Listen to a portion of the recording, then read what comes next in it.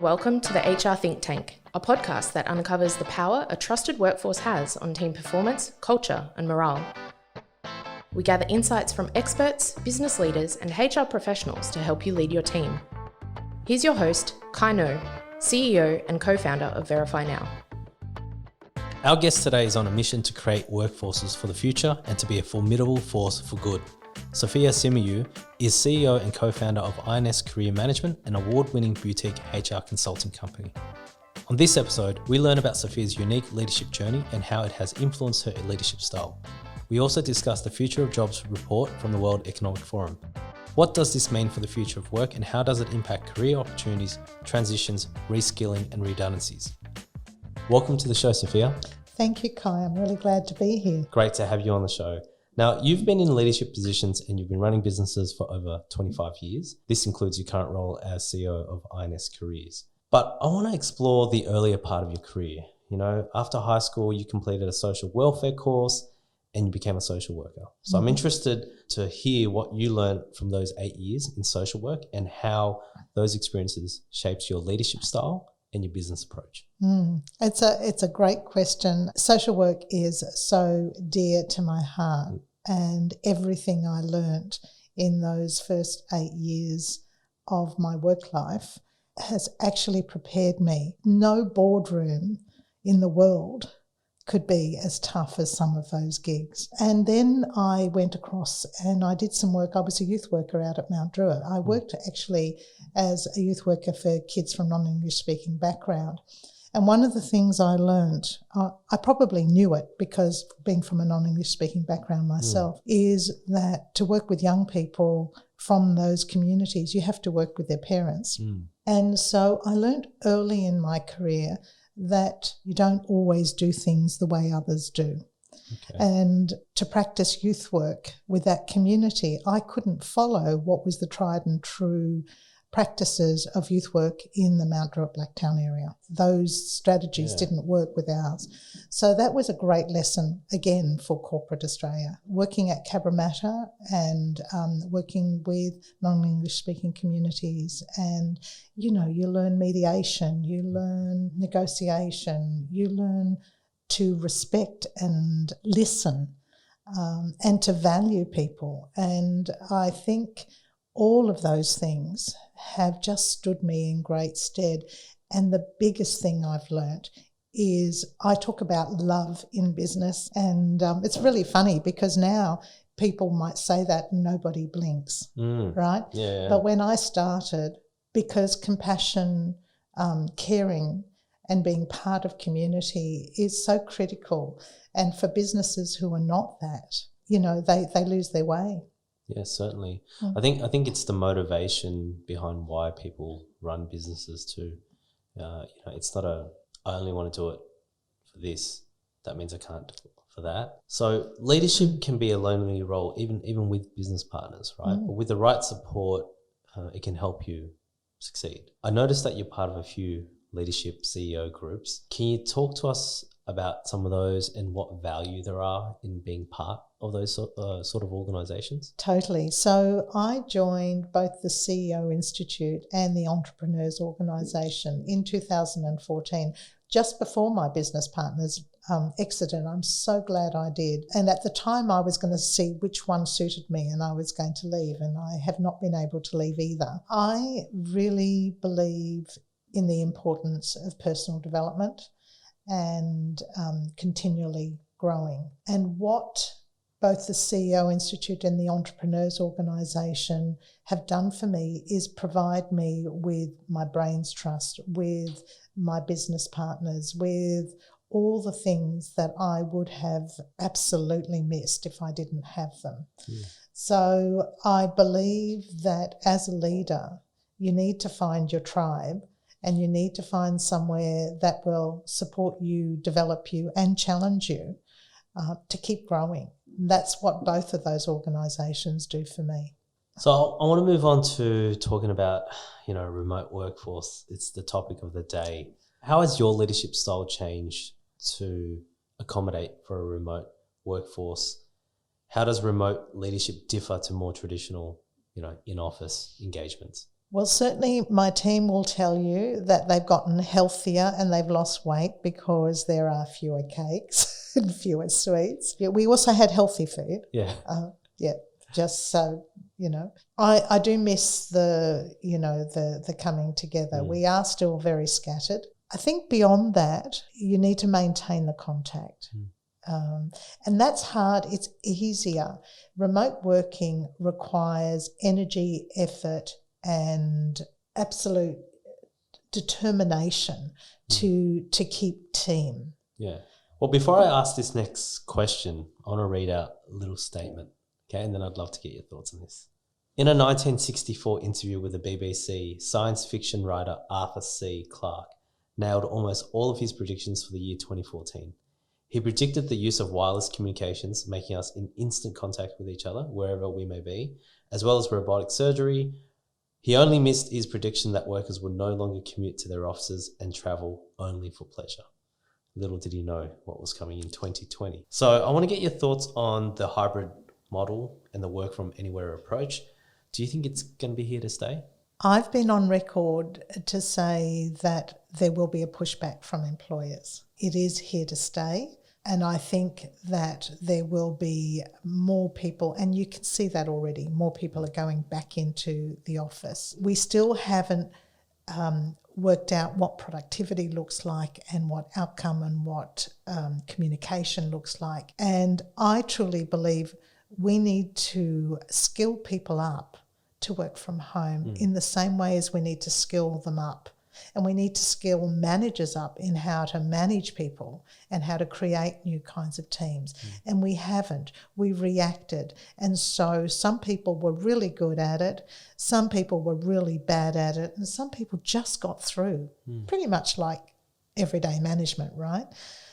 And so I don't think we've seen the repercussions of not doing that intentionally yet. The other week I was on LinkedIn and there was a viral post going around, saying that some of the large tech employers were offering people $30,000 extra. Well, it was a question, would you come back into the office if you had an increase of about $30,000?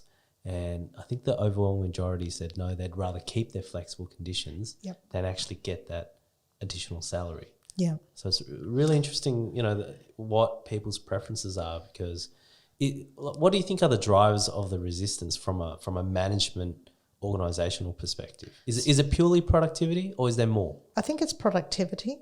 I think it's control. I just think it's about bringing people together and having them, work in alignment. And I do. And I do believe it's productivity. Against what everyone was saying, I was saying employers are going to push back, and you're seeing this.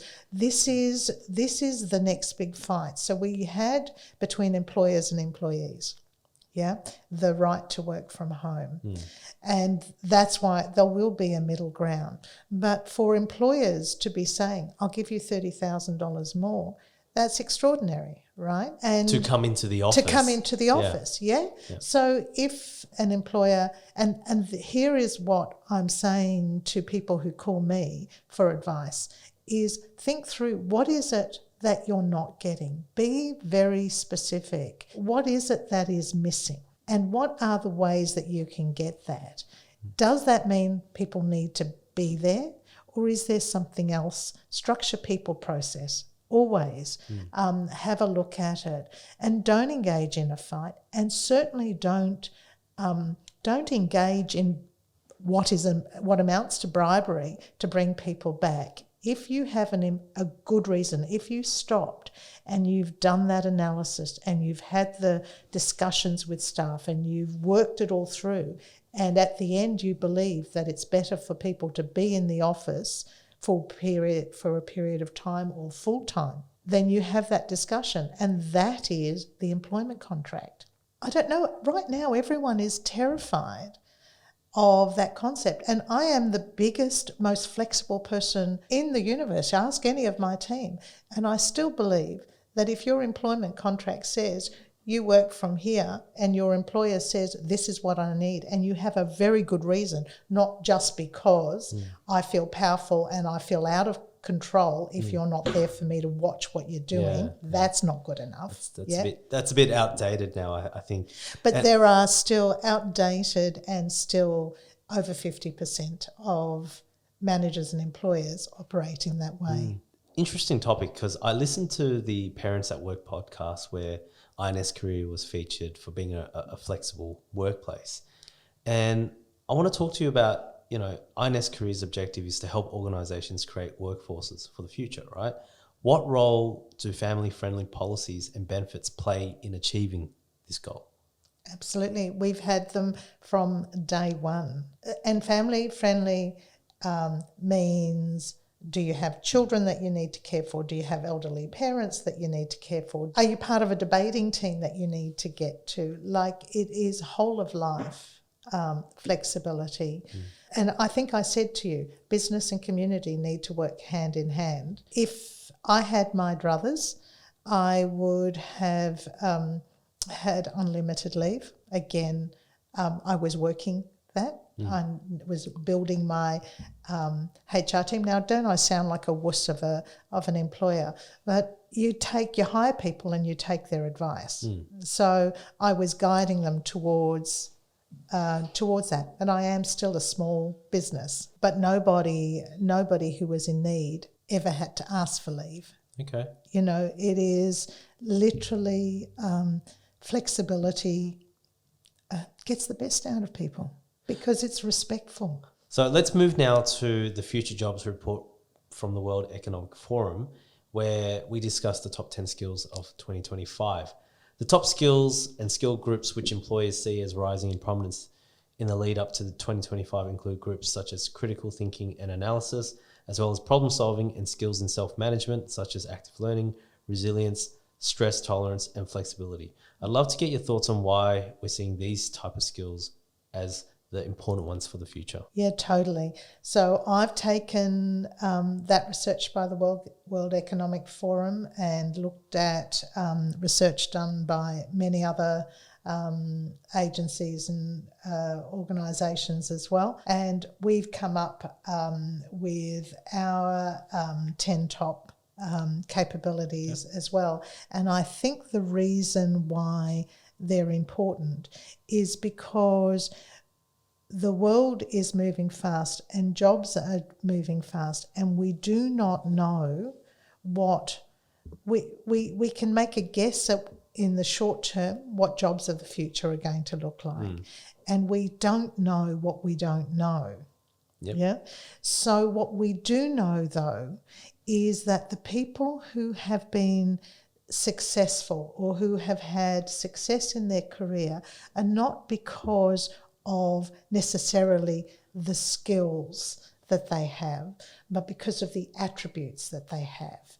So that the flexibility, the problem solving, the analysis skills, the ability to adapt to change, all of those things is what makes the difference between somebody being able to move easily. Yep.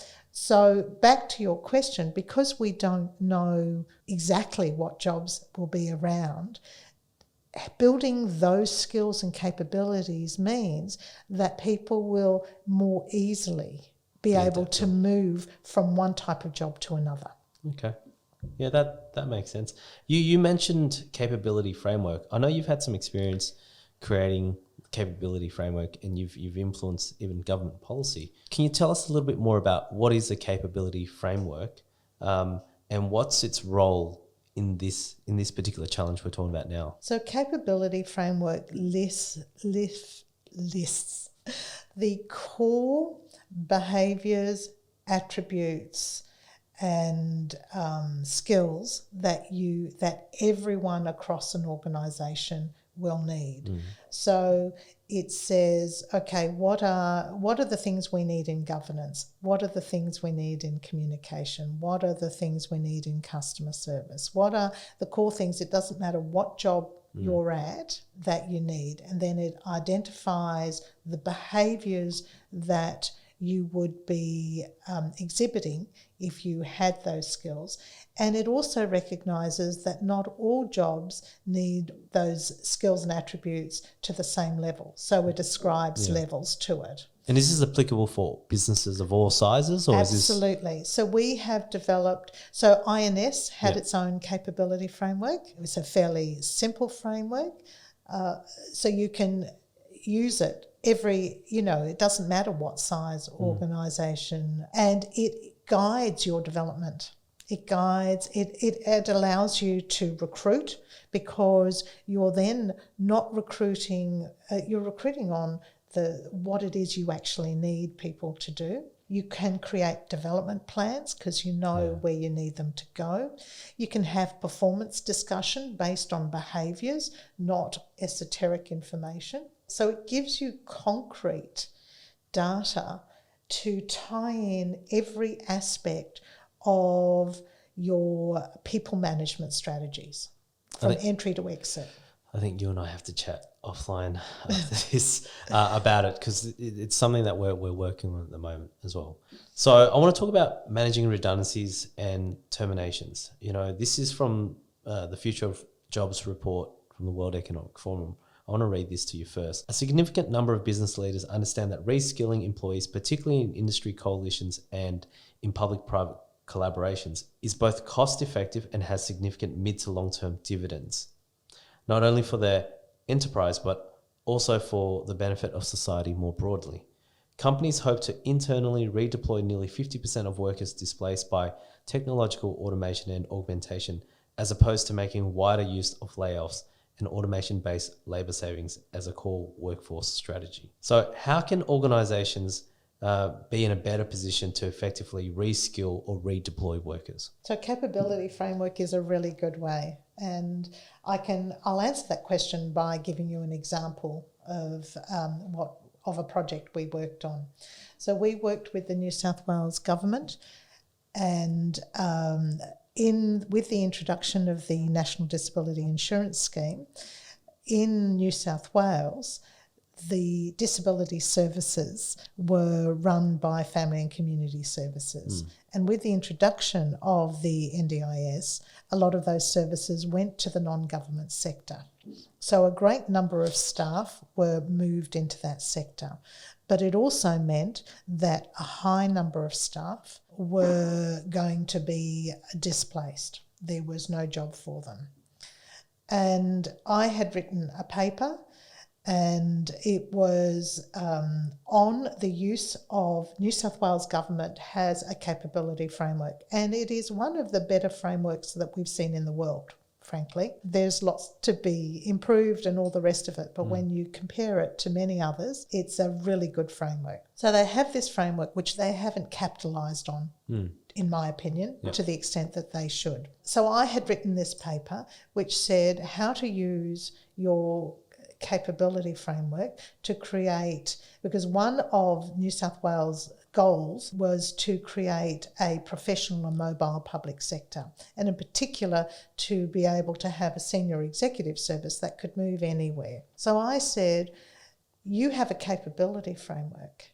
You can use that both for mobility purposes, both for development and to manage large-scale restructures. Lo and behold, with that, they actually put forward, not because of my paper, but they called for tenders, and we applied and we won the tender to actually work out what to do with all of these displaced staff. And it was a very large number. I don't want to talk about the number because it probably embarrassed the New South Wales government. But it was a large number of staff. And so what we did is we developed a mobility program where we used the capability framework. We designed over 100 work-based assessments. So they were practical, not psychometric, but assessments which actually said, you're a policy officer, what do you need to do? We then use that to match people from Family and Community Services to roles across the public sector. Now, we saved the New South Wales government a great deal of money in redundancies, in recruitment, and we proved that this process works. Yep. And there's a case study on our website that we'd love to share that. We'd love to share that. Yeah, and now we're looking. New South Wales government realises that mobility is the way forward for development for all things, rather than losing people who have good knowledge, good skills, and it costs a lot of money to make people redundant. Can you manage terminations with dignity? Absolutely. Dignity means telling people what you can tell them. There are always confidential things, financial, political, whatever things you can't tell everyone. But there's a great deal you can tell people. So if you share information, you communicate, you give people the opportunity to transparently apply for roles. And then if they don't get the role, you treat them with respect. You don't just shunt them out the door without giving them an opportunity to say goodbye or to recognise the contributions. There are many ways to treat people with respect and dignity. I have done many large-scale restructures where we've had to make thousands of people redundant. And I hold fast. Communicate, communicate, communicate. And when you're done communicating, communicate again. In your experience and what you've seen, talk us through what redundancies done effectively looks like versus when it's done poorly. What are the key differences between the two styles, or the two outcomes actually? Firstly, it's planning. So if you're going to do a restructure, sit down, and before you go make it public, you sit down and you do your planning. You work out what it is you want, what kind of roles, just do your planning. Work out what is working and what isn't working. And then you do your consultation. You do your consultation early, with your staff. You tell them what it is. You stick to a time frame. The number of restructures that start and just take longer than they should. Doesn't that defeat the purpose? Or is it good to take time? Well, no, I think you need to take the time you need, and the time you need is you plan it out. Sometimes things get elongated because negotiations with unions get prolonged, right? So if you're in a unionised workplace. But that's often because A, you haven't consulted properly, and B, you're playing a game and you're not engaging in the protocols. I remember doing one restructure and there was prescribed times in the award to consult. So I got all my ducks in a row, had my meeting, gave them that. And of course the union, because they were used to being able to stretch out the negotiations for as long as they wanted. We came to the deadline. They said, oh no, we need more time. And I said, sorry. I said to them, you had 10 days. Okay. And I already came to the meeting not knowing that. So I said to them, you've got 10 days more and that's it, which I had already put into my plan. Okay. Yeah. So good planning makes a difference. Good planning makes a difference. Yeah. And then I stuck to it and I said, fine. They said, well, we'll go to the commission. I said, let's go. Like being respectful doesn't mean you know your boundaries. Yep. You know what you can do, you know what you can't do. You communicate with your staff, yep. You communicate with your unions, you communicate with your stakeholders, and you follow your plan. So that's what it looks like when it's gone well. Obviously, people will be affected, but you're managing that, you're communicating so people know what to expect and you're helping them along the way. Yep. What does it look like when it's done poorly? It's all behind doors. Information isn't shared. There is very little communication. Communication is not only not timely, but is contradictory. There's a feeling of, mostly it's that, discussions are not held with people respectfully. Let's talk about career transitions, because with the report, it's saying that there is going to be an increased number of people with career transitions, either through reskilling or other means. And there seems to be a high degree of self-motivation for people to continue to learn new skills. I want to talk about the article that you wrote for the ABC about career transitions being possible at any age. What factors cause people to consider and then undergo a career transition? Oh, so many and varied. They've been made redundant. They're just choosing to move on. Others retire and have the opportunity then to do something they've always dreamed of. The reasons people transition, a lot of times people see the writing on the wall. So we're working with a few people at the moment who are in the legal industry, and they're seeing the changes happening. And so they are going through a process with us to work out what their transferable skills are and how they might apply that. This is as an individual? Yeah, as an individual going through. So we've got a couple. And so you have people who kind of go, yeah, I'm in an industry, I can see the writing on the wall. I need to kind of work where I'm going.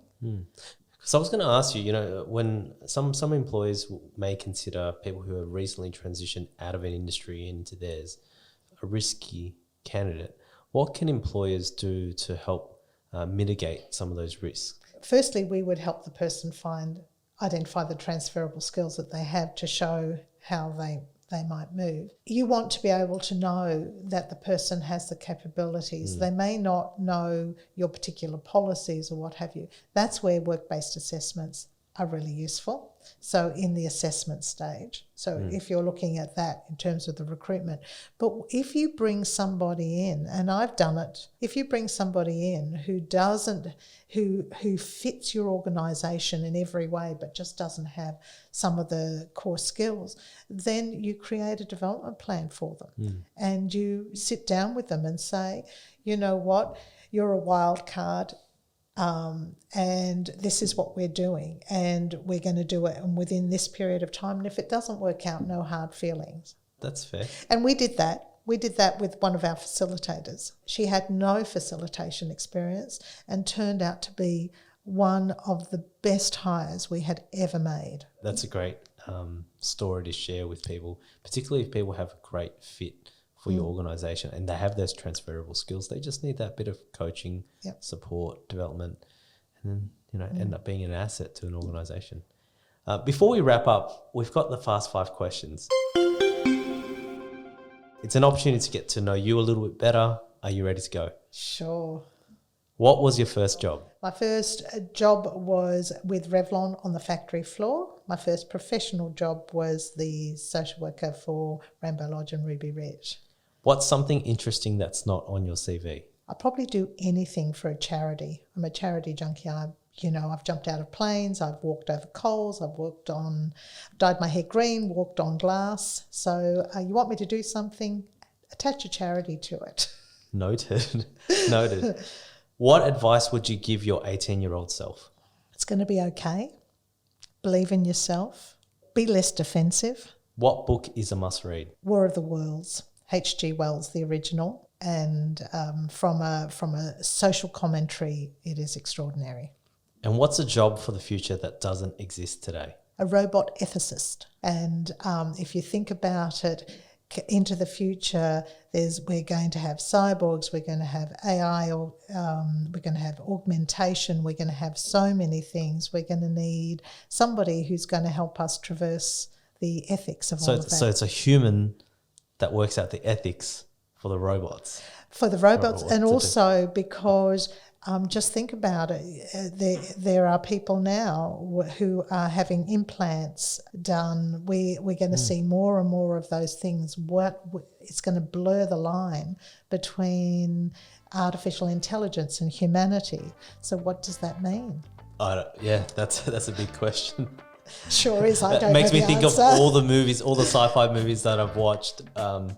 Sophia, thank you so much for coming on the show. Thank you so much, Kai. I've really enjoyed it.